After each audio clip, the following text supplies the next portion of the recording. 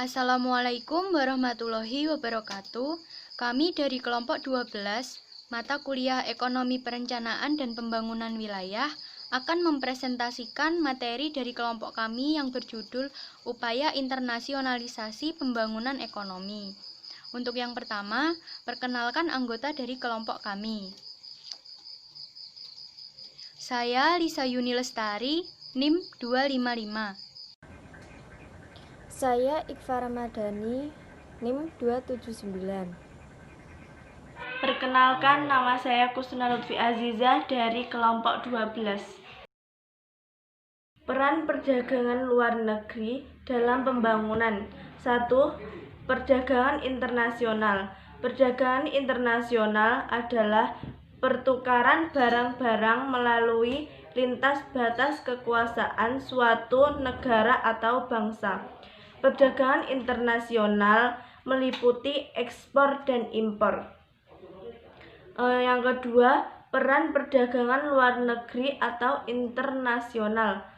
Peranan perdagangan internasional menurut John Stuart Mill yaitu perdagangan secara proporsional menghasilkan suatu penggunaan kekuatan produktif dunia yang lebih efisien, sehingga hal ini dapat disebut sebagai keuntungan ekonomi langsung. B. Kebijaksanaan perdagangan dan pembangunan ekonomi. Kebijaksanaan perdagangan dapat didefinisikan sebagai kebijaksanaan yang dapat menopang percepatan laju pembangunan ekonomi dengan 1. Memungkinkan negara terbelakang memperoleh bagian lebih besar dari manfaat perdagangan. 2. Meningkatkan laju pembentukan modal. 3. Meningkatkan industrialisasi. 4. Menjaga keseimbangan neraca pembayaran. Yang kedua, argumen yang telah dikemukakan guna mendukung suatu kebijaksanaan perdagangan yang pada hakikatnya bertujuan memberikan proteksi. Yang pertama, argumen terms of trade. 2. Argumen rasio tabungan. 3. Argumen investasi asing. 4. Argumen industri muda. 5. Argumen ekonomi eksternal. 6. Argumen redistribusi faktor. 7. Argumen neraca pembayaran. Yang ketiga yaitu teori kebijakan perdagangan dan industrialisasi.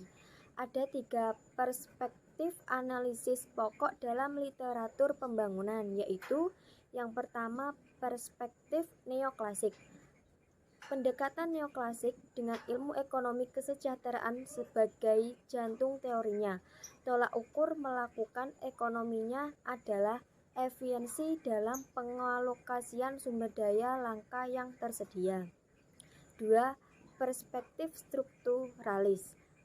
Perspektif strukturalis berupaya memperlihatkan mekanisme harga di negara berkembang tidak bekerja sesuai dengan model persaingan sempurna, dan karena itu teori neoklasik sebagian besar tidak dapat diterapkan. Yang ketiga, perspektif radikal. Ide pokok dari rekam radikal adalah bahwa perdagangan internasional antara pusat dan pinggiran akan menghalangi kemajuan negara berkembang. Selanjutnya saya akan menjelaskan tentang peran modal asing dalam pembangunan. Yang pertama yaitu sumber dana eksternal atau modal asing dapat dimanfaatkan sebagai alat untuk mempercepat investasi dan pertumbuhan ekonomi. Kemudian yang kedua, pertumbuhan ekonomi yang meningkat diikuti dengan perubahan struktur produksi dan perdagangan. Yang ketiga, modal asing dapat berperan penting dalam memobilisasi dana. Baik, itu tadi penyampaian materi dari kelompok kami.